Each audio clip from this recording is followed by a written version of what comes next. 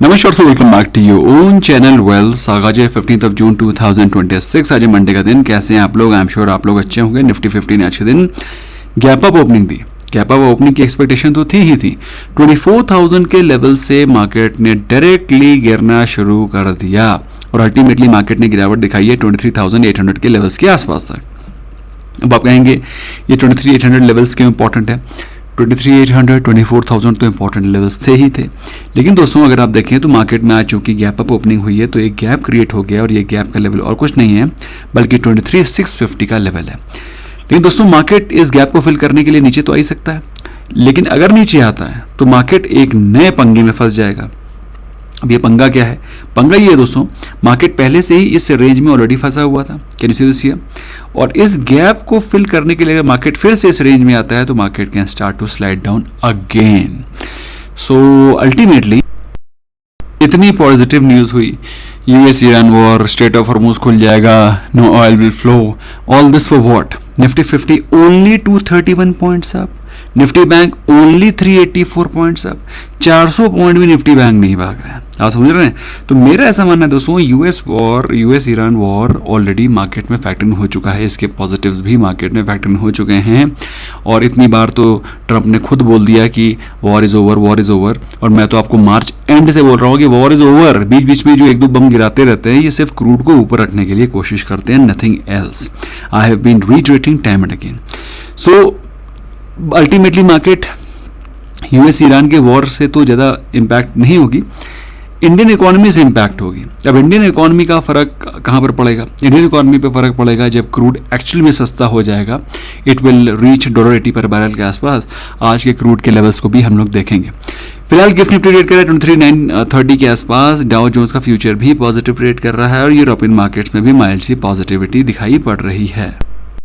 दोस्तों ये है एडवांस डिक्लाइन रेशियो। आप खुद देखिए, मॉर्निंग से अगर आप देखें तो मॉर्निंग में जो डिफरेंस था दैट वाज मैसिव। अगर आप देखें तो एक 2,500 के आसपास का गैप था। By the end of the day advancing stocks में हमको थोड़ी सी गिरावट दिखाई पड़ी और वो क्लोज हुए 2294 के आसपास, और डिक्लाइनिंग स्टॉक्स में हमको 750 के आसपास का डिक्लाइन दिखाई पड़ा है। बेसिकली अल्टीमेटली जो क्लोजिंग हुई है उसमें डिक्लाइनिंग स्टॉक्स बढ़ते हुए दिखाई पड़े हैं, क्योंकि मार्केट प्रॉफिट बुकिंग मोड में है, मार्केट कैश को विड्रॉ करने के मोड में है। जबकि आपको जानकर के खुशी होगी, जान के हैरानी होगी कि आज के दिन एफआईआईज ने बाइंग करी है, 200 करोड़ की बाइंग करी है एफआईआईज ने, और डीआईएस तो बाइंग करते ही आ रहे हैं। तो कुल मिलाकर के ऑलमोस्ट 3,400 करोड़ की बाइंग हुई है in the Indian markets, primarily led by DIIs. अच्छा, जिन स्टॉक्स में आज के दिन बाइंग दिखाई पड़ रही थी उसमें लीड कर रहे थे स्टॉक्स लाइक आरती इंडस्ट्रीज 13% ऊपर था, कल्याण ज्वेलर्स 11% ऊपर था, Gabriel was 10% up, Snider electric बहुत बुरी तरीके से गिरा है ऑफ लेट, वो आज के दिन 10% ऊपर था, Balkrishna industries was also 9% up, क्योंकि क्रूड अगर सस्ता होगा तो टायर के स्टॉक्स में हमको पॉजिटिविटी एक्सपेक्ट करनी चाहिए। तो दोस्तों हम लोग स्टडी करेंगे स्नेडर का chart, we will also study Kalyan Jewellers का चार्ट, है ना, इसको दोनों को स्टडी करेंगे। टॉप ज्वेलर्स के बारे में टॉप लूजर्स के बारे में बात करें तो टॉप ज्वेलर्स निकल गए थे मेरे मुंह से, तो टॉप लूजर्स के बारे में बात करें तो टॉप लूजर्स में औरबिंदो फार्मा 4.5% डाउन था, जील 10 इंडस्ट्रीज, इसके अलावा ओला इलेक्ट्रिक, एसओडीएम, ये सारे के सारे लूजर्स है। लास्ट एक हफ्ते में भागने वाले स्टॉक्स में एजिस लॉजिस्टिक्स है 28% ऊपर है, एजिस वो पार्क 22% ऊपर है, AIIL, कार्ट्रेट, टीबीओ टेक 19% ऊपर है। वहीं लूजर्स के बारे में बात करें, Oil India Limited, no wonder crude सस्ता हो रहा है तो ऑयल इंडिया लिमिटेड, ONGC, इन सभी स्टॉक्स में गिरावट होना लाजमी है। FSL, Wipro, One Source are the other top losers, है ना भाई। ये तो बात हो गई मिड कैप और स्मॉल कैप इंडेक्स की। वहीं लार्ज कैप के बारे में बात करें तो स्टॉक लाइक ट्रेंट आज के दिन 5% ऊपर थे, श्रीराम फाइनेंस, इसके अलावा आज NBFCs के stock like Larsen Toubro finance भी अच्छा पॉजिटिव था, HDFC life, Asia Motors, Indigo वर दी अदर टॉप गेनर्स। लूजर्स में NTPC था 1.5% डाउन, बजाज ऑटो 1% डाउन था, ONGC में गिरावट होना लाजमी थी, Hindalco, ICICI bank were also among the top losers. वहीं लास्ट एक हफ्ते के बारे में बात करें, स्टॉक लाइक इंडिगो 9% के आसपास ऊपर है, श्रीराम फाइनेंस 8.5% ऊपर, Ayesha Motors, axis bank, Kotak Mahindra bank, ये लास्ट एक हफ्ते के आउट परफॉर्मर्स हैं। और हम लोग की पोजीशन एक्सिस बैंक में ऑलरेडी क्रिएटेड थी। कोटक महिंद्रा बैंक आपको लाइव सेशन में बताया गया था, अपूर्व ने बताया था, आई एम श्योर आप लोगों ने देखा होगा। लूजर्स के बारे में बात करें, विप्रो में 8.5% गिरावट थी, ONGC 8% डाउन, हिंडाल्को, कोल इंडिया, इन्फोसिस, ये सारे के सारे लास्ट एक हफ्ते के अंडर परफॉर्मर्स हैं। लेकिन मार्केट क्या एक्यूमुलेट कर रही है दोस्तों? तो मार्केट अभी भी ICICI बैंक, एक्सिस बैंक, भारतीय एयरटेल, डॉक्टर रेड्डी, ITC, दोस्तों ITC तो मेरे हिसाब से कलेक्शन करना बनता है। ITC का स्टॉक 280 रुपये के आसपास आपको मिल रहा है। ये स्टॉक जो कि 400, 420, 450 के आसपास चला गया था, है ना। ITC के चार्ट को भी आज के दिन स्टडी करते हैं, क्या कहते हो, है ना। सो निफ्टी 50 को लेकर के आउटलुक आपका क्लियर हो गया होगा, क्योंकि इंट्राडे में अगर आप देखें तो इंट्राडे में भी आपको जहां से मार्केट ओपन हुआ वहीं से लगातार गिरावट दिखाई पड़ी और डे लो के आसपास क्लोजिंग हुई है। अब जो गैप फॉर्म हो गया है, उसको गैप को मार्केट अपना आराम से अपने टाइम से फिल करेगा। We can't force it and we can't help it. वहीं बात करें सेंसेक्स के बारे में, तो सेंसेक्स में भी आपको सेम ही एक्शन दिखाई पड़ रहा है। गैप फॉर्म हो रख करके बन गया है, क्रिएट हो गया है। अब ये गैप जितनी जल्दी फॉर्म हो उतना बेहतर है, बट मार्केट एक पॉजिटिव ट्रेंड में तो आ ही गया है। जो पिछला हाई था उसके ऊपर क्लोजिंग दी है मार्केट ने, क्लोजिंग तो नहीं दी है बट हाँ ऐसा लग रहा है कि क्लोजिंग दे देगा। स्ट्रेंथ भी इंप्रूव हो रही है, तो things are following in place, things are improving, है ना। निफ्टी बैंक को लेकर के मेरा व्यू पॉजिटिव था ही लास्ट निफ्टी वीकली व्यू से, इस निफ्टी वीकली व्यू से नहीं, लास्ट निफ्टी वीकली व्यू से। अरे निफ्टी बैंक, तो निफ्टी बैंक में हम लोगों ने 57,500 के लेवल्स की डिस्कशन करी थी, और उसके पीछे का लॉजिक भी मैं आपको बता दे रहा हूँ। हम लोगों ने डिस्कस किया था कि इसमें एक डब्ल्यू पैटर्न फॉर्म हो रहा है। Can you see this here? One उस समय यहाँ पर चला था, लास्ट निफ्टी वीकली व्यू में यहाँ पर था निफ्टी बैंक विच वॉज 54,000। तब हमने आपको बताया था कि इसमें 3 लेवल्स आएंगे, 54,500, 55,500, 56,500 एंड 57,500, ठीक है। क्योंकि ये अल्टीमेटली ये पूरा का पूरा प्राइस सेशन कंप्लीट होना है, जो कि आज के दिन कंप्लीट हो गया है।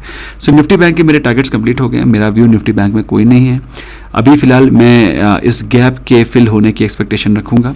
अगर आप मुझसे पूछना चाहते हैं एग्जैक्ट लेवल क्या है गैप का जो फॉर्म हो रखा है, that is 56,000, somewhere close to 56,850।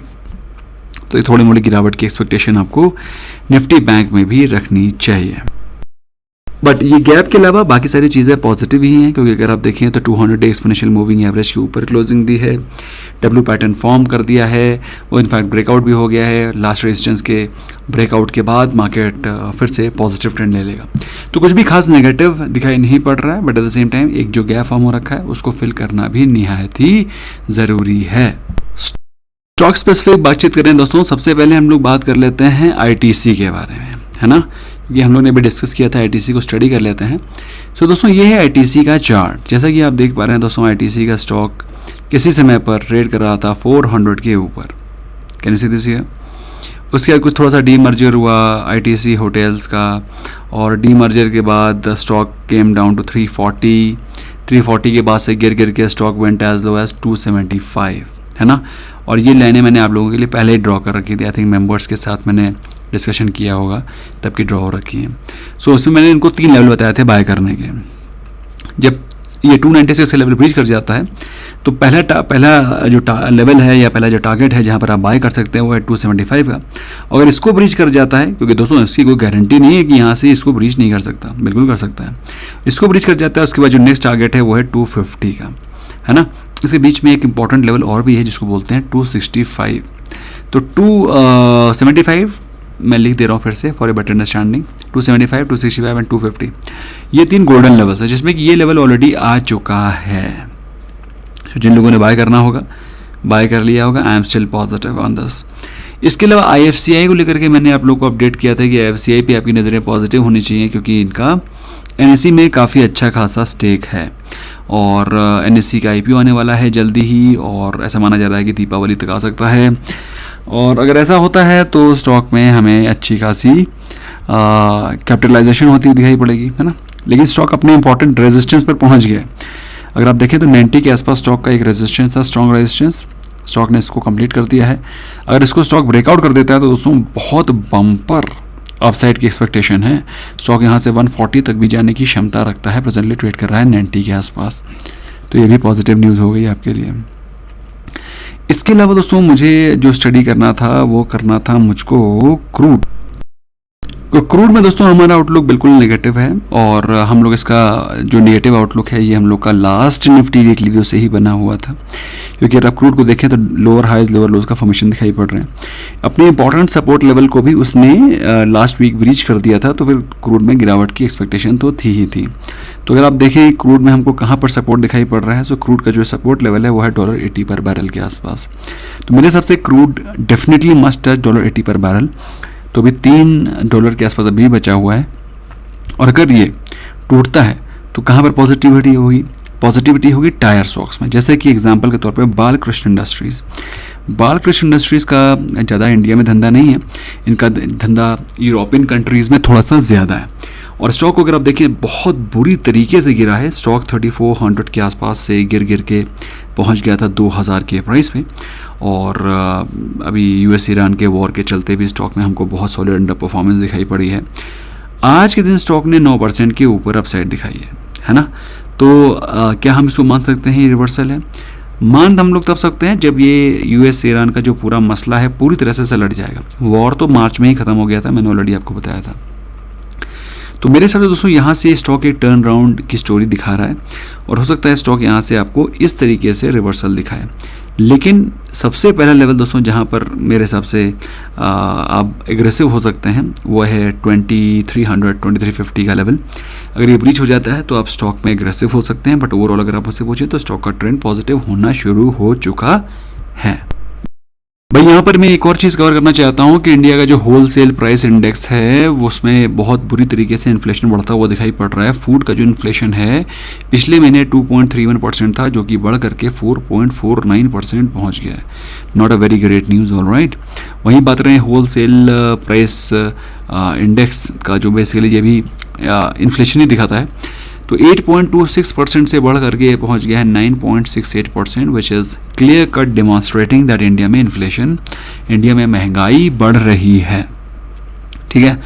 इसके अलावा दोस्तों आज के दिन न्यूज़ आ रही थी एंजल वन में कि एंजल वन ने अपना सेबी का जो केस था उसको सेटल कर लिया है, और वैसे देखा जाए तो ये पॉजिटिव न्यूज़ है। एंजल वन में न्यूज़ ये थी, कंप्लेन ये थे कि उनके जो सब ब्रोकर हैं वो फंड्स का पैसा यूज़ कर रहे थे, और है ना अनऑथराइज फंड कलेक्शन कर रहे थे, और जिससे कि सेबी ने कैच किया और उसके बाद एंजल वन को पेनलाइज़ किया। तो सेबी ने जो पेनलाइज़ किया इनको 4.28 करोड़ का फंड दिया गया है। और दोस्तों मैं आपको पहले बोलता हूँ कि somehow I do not there was a time when I used to like this platform, लेकिन अभी तो मुझे किसी भी फॉर्म में ये प्लेटफॉर्म पसंद कम है। पहली चीज़ तो बहुत लटर्ड लगता है मुझे। दूसरी चीज़ स्टॉक में भी अगर आप देखें तो स्टॉक में भी कई सारे मैनिपुलेशन होते रहते हैं। तो अगर आप देखें तो ये स्टॉक ने अभी ब्रेकआउट दिया था 280 के आसपास। ब्रेकआउट के बाद रिट्रेसमेंट हुआ और उसके बाद फ्रेश अपसाइड दिखाना शुरू कर रहा है।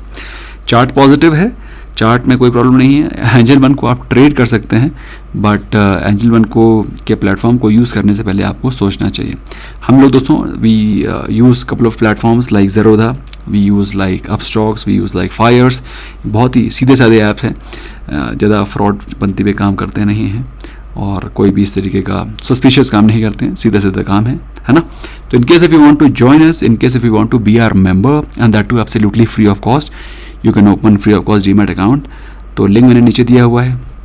आप फायर्स में free of cost demat account open कर सकते हैं, ज़रूरत में चाहें वहाँ कर सकते हैं। ठीक है, and you can be part for family. फिलहाल एंजल वन में दोस्तों मेरे हिसाब से ट्रेड करने में कोई प्रॉब्लम नहीं है। एंजल वन को अगर आप देखें तो स्टॉक इस लेवल्स को टच करने की कोशिश करता हुआ दिखाई पड़ रहा है। I think that is all. इसके अलावा दोस्तों एक और स्टॉक है जिसको कि मैं चाहता हूँ कि आप स्टडी कर लें, वो है MCX। क्योंकि अगर गोल्ड के प्राइसेस, सिल्वर के प्राइसेस बढ़ते हैं तो लोगों का रुझान MCX में बढ़ेगा, और MCX अपने हाइज ऑलमोस्ट 3500 के लेवल से गिर के 2700 के लेवल्स पर पहुंच गया था, और ऐसा लग रहा है कि स्टॉक में फिर से रिकवरी दिखाई पड़ेगी।